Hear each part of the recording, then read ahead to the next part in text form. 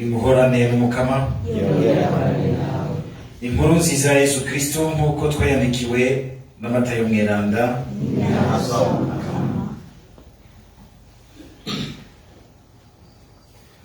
Muri rya minsi Yesu yaciriye ishengero uyu mugani ati, ubwami bw'ijuru twobugereranya na nyene urugo yazindutse umutwenzi kurondera abamukorera mu murima w'imizabibu. Beberanya idenariyo imwe ku munsi, aca barungika mu mizabibu yiwe. Ngo ahengerere nko ku isaha ya gatatu, akubitira ku irembo, abona abandi bicaye ku nama ataco bakora. Araheza ababwira ati, nimugende namwe mu mizabibu yanje, ndabahemba impembo ibakwiye. Nabo baca barajayo. Ngo ahengere nko ku isaha ya gatandatu no ku isaha y'icenda, asubira gukubitira ku irembo, agira nka kumwe kwa kare. Ngo ahengere nko ku isaha y'icumi na rimwe, asubira ku irembo, asanga abandi bibereye aho. Araheza ababwira ati, ni kuki mwiriwe muhagaze aho ataco mukora? Bamwishura bati, nuko twabuze uwutujana kumukorera. Bababwira ati, nimugende na mwebwe mu mizabibu iwanje. Bugorovye nyene imizabibu abwira umubwiriza wiwe ati, gotora abakozi ubagerere, utangurire kubahirutse, uhereze kubaje ubwa mbere. Abaje ku isaha y'icumi n'imwe baje, umwe bamuhereza idenariyo. Bamwe bwa mbere nabo bagira ngo baza kugererwa ibiruta, ariko nabo nyene umwe aronka idenariyo imwe. Baryakira rero batunganya Senaka bati, abo baje ubwa nyuma ubagereranya natwe twishwe n'intuguta n'izuba, nabo bakoze isaha imwe. Nabo rero abwira umwe muri bo ati, mbega mugenzi, nakurenganije, none twari twemeranije idenariyo imwe.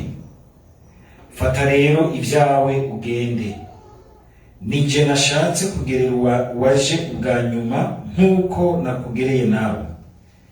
None hari ikimbuza kugenza ibyanje nk'uko ndabishaka? Uheze undabera ibi kuko ngira neza. Uko niko abanyuma bazoba abambere nabo bakaba abanyuma. Dushimagize iyi nkuru nziza ya Kristo.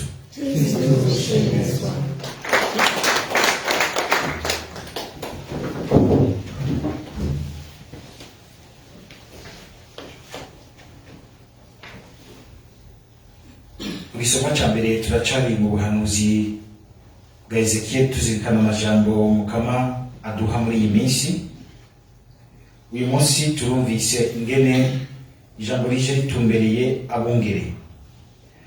Aha cyane Ezekiel, iri jambo yarironse ryerekeye na cyane abarongozi b'intwaro, kuko bari bafise igikorwa cy'ubwungere kidasanzwe, guhagararira igihugu kugira ngo kigume mu isezerano y'Imana. Ariko kandi iri jambo ry'abungere turazi yuko ryagutse no muri Isirayeli.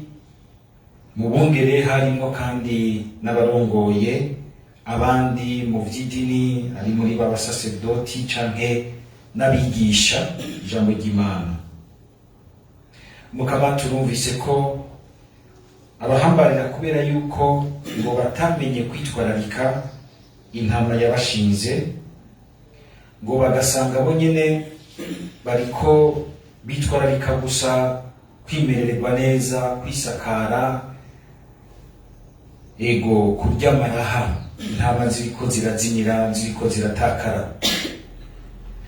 Bene ivyo rero kenshi bizanana nuko umuntu yibagira ibanga yatorewe, akibagira na cane ku muntu wese ari mu ntwaro kwitwararika gukorera ineza rusangi. Ugasanga kenshi iyo mu ntwaro abari mu ntwaro batwawe agatima bagatwarwa nako n'agatima ko kugomba gukorera gusa inyungu yabo, bakayisumbisha gukorera inyungu ya bose, uca usanga igihugu gipfa kikagenda kirapfa. Mbere igihe hatabonetse abandi bantu benshi babogora bavyura, ugashobora gusanga n'igihugu kigasanzara.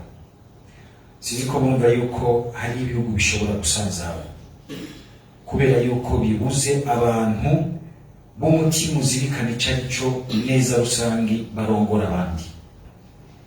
Mwise twarazirikana ingene umurongozi mwiza hariho ibibanza bitatu ategerezwa kubamo kugira ngo yitwararike neza ab'Imana yamushinze. Arategerezwa kugendera imbere y'ab'Imana yamushinze kugira ngo abafashe kuraba imbere ingene ategura imbere. Unategerezwa kwamara ibintu imbere, ibibi bitarashika n'ivyiza akabitegura. Ariko kandi arategerezwa kuba umuntu agendera hagati kugira ngo aremeshe abandi bumve ko ari kumwe nabo, ko bari kumwe nawe, gutyo bagira ingoga zo kumva yuko basangiye urugendo, bahimbarirwa ubuzima basangiye. Ariko kandi arategerezwa kugendera inyuma kugira ngo bimufashe kubona igwaye, akamenya ingene ayigenza ku rugero rwayo, yivunitse akayitenga, yakomeretse agaheza akayivura. Ariko kandi agashobora no gusunika iyikwega, akongera kandi akamama akagarura iyazimiye. Ibyo bibanza bitatu birahambaye ku muntu ashaka kumenya kurongora abandi. Ariko ivyo rero umukama ahambariramwo amwongerera Isirayeli ico gihe nuko bobo ivyo atavyo bitayeho, bitwararitse kuduza ibintu vyabo, kumererwa neza, abandi bapfa, bobo bariye bakarya bakibura vyinshi, abandi mafu. Kama kagira ati abo bantu tuzohigura. Ni ijambo ry'Imana ko mutavuze amen. Hari abantu bibaza yuko umenga kurongora abandi ni ukuja kurya amaraha n'amasigisari ya hejuru. Ni responsabilité ikomeye cyane. Tuyemirije amatora, abantu mushaka kwitoza, mumenye ikintu mugiyemo imbere y'Imana n'imbere y'ubuzima. Si ikintu kibazwa gusa mu mugambwe mwitorezamo canke ibiki. Hano bose bagomba gutora n'ubu bafatira ku bintu by'ubwoko. Ivyo ngira ngo turiko turabirengana. Hari abantu barongora abandi bafatiye kuri bitwumvise umukama yagarutse ko ingene ngo bagenze umukazo n'agacizo. Abantu kabona bagutinya ukamenya no kukubaha, mugabo bagira bati sitwe tuzobona uyu haratuvuyeko. Abantu bataronka ingene bishira ngo bizane bumve ko bahimbariye ubuzima musangiye. Mukamati abo bantu tuzohigura. Imana irinzi ivuga gutyo, ni ukuvuga yuko kurongora abandi ni ikintu gikomeye rwose, ni ikintu kidasanzwe. Umuntu avyiyumviriye amenye ingene abizirikanira imbere y'Imana, kuko ubuzima bw'abo bantu n'abantu b'Imana. Co kimwe n'urongoye abandi no mu bindi vyose, va hariya mu ntwaro umuntu amanuke ku zindi ngero zose, gushika ku mugabo mu nzu iwe, gushika ku mugabo mu rugo rwiwe, gushika no mu mugwi mutonya. Kurongora abandi n'ubutumwa niko umenga buri mwiteka, ariko na cane cane burimwo ibanga cyo kwita responsabilité. Dusabira abo bose bafise ibanga ridasanzwe ryo kurongora abandi, cane cane ku rugero usanga ruba rutoroshe, kugira ngo Mukama abamizemwo uwo mwitwarariko wo gutunganiriza neza ab'Imana iba yarabashize. Ntitubavumagure ahubwo tubasabire ko bazohigura n'Imana, ivyo ni ivyabo n'Imana, ariko tweho tukagerageza natwe kubunganira, gusangira nabo iciza cose gikorera ineza rusange, gikorera neza ineza rusange. Ikindi naco twozirikana n'uyu mugani Yesu yaciye abamwumviriza, abereka abagiraniriza ubwami bw'ijuru ingene bumeze.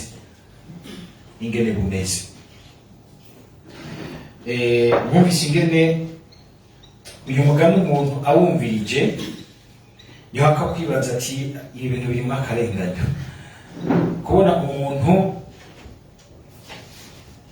yazinduwe gukora n'uwundi yagiye gukora, buriko buragoroba bose baronka intego imwe, ugiye mu vy'ubutungane uringaniriza ibintu hagati y'abantu n'abandi womenga harimo akarengane. Ariko uyu mugani urafise ico ugamije gushika, ico Yesu ashaka kwigisha.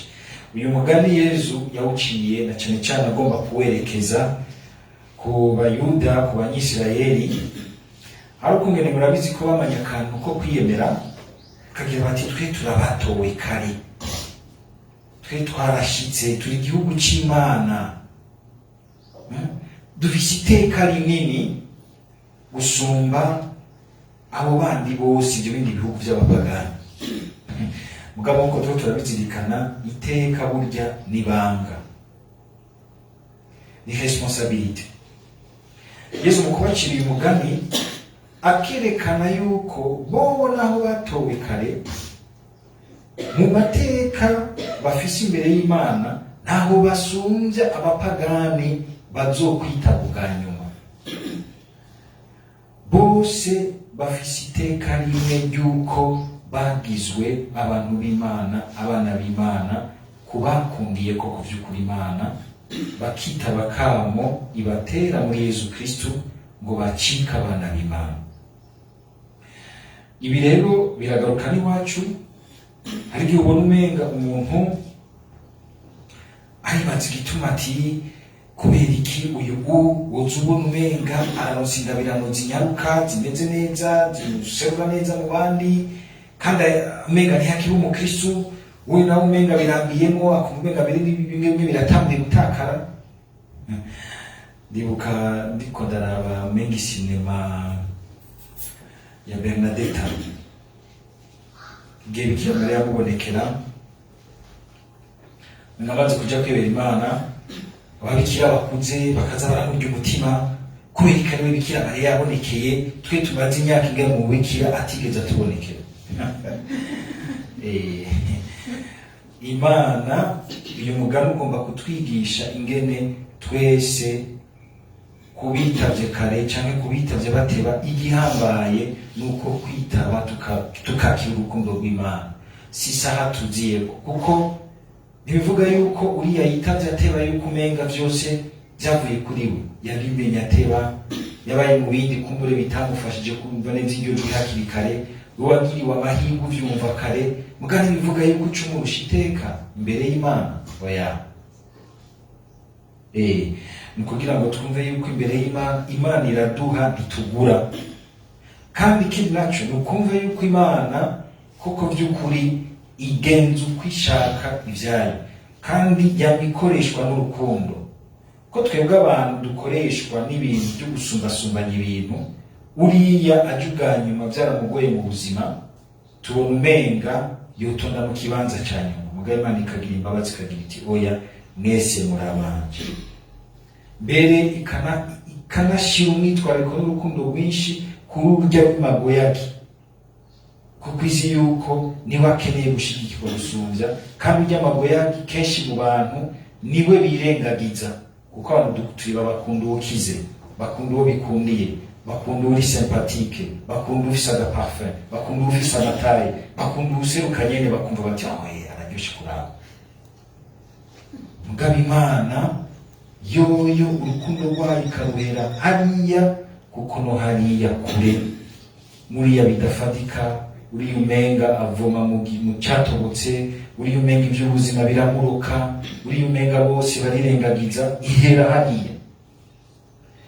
Iyo natwe rero mu rukundo dukunda Imana, urukundo rwacu rubaye koko uruhiye neza, rukamenya guhera hariya, ruba rubaye go mu Mana, ruba rubaye go mu Mana, kuko ubusigaye umeze nk'Imana yitanga atakindi rondera. Kuko hajya kenshi iyo turiko turakunda umuntu sympathique, umuntu atunze, umuntu ameze neza, kenshi hari igihe uri kurondera y'ibindi bintu hariya.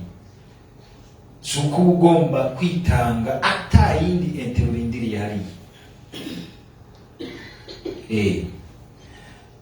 Gusaba Mukama kugira ngo ukubaho kwacu ahubwo kuze uracyorora, ukuze urukundo rwacu rube urushobora kwitanga ata yindi nyungu bukwi na bukwi turindiriye, kandi rukamenya guhera hariya kumbure twese bitugora, kuko urukundo vy'ukuri rurimwo ikintu c'iteka c'agaciro, ni urukundo rurimwo akigoro. Ata kigoro karimo ntaco bisumbije, kuko n'abapagani barabishobora, n'imihimbiri akundana hagati yayo nk'imihimbiri, ntaco musumbije abandi. Dusaba urwo rukundo ahubwo rumanuka rukadugana ubuzima, rukagirira neza abandi, rukabumvisha urukundo rw'Imana. Amen.